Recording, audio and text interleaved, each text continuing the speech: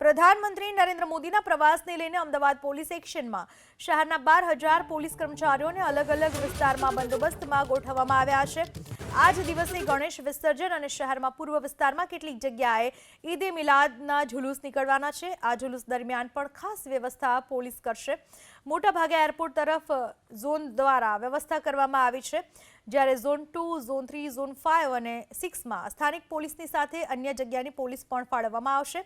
સાથે જ 4 DCP rank અને 4 એએસપી રેન્કના અધિકારીઓને અમદાવાદ માટે ફાળવવામાં આવ્યા છે।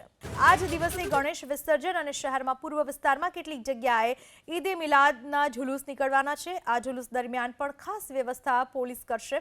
મોટાભાગે એરપોર્ટ તરફ ઝોન દ્વારા વ્યવસ્થા કરવામાં આવી છે, જ્યારે ઝોન 2, ઝોન 3, ઝોન 5 અને 6માં સ્થાનિક પોલીસની સાથે અન્ય જગ્યાની પોલીસ પણ ફાળવવામાં આવશે। સાથે જ 4 ડીસીપી રેન્ક અને 4 એએસપી રેન્કના અધિકારીઓને અમદાવાદ માટે ફાળવવામાં આવ્યા છે।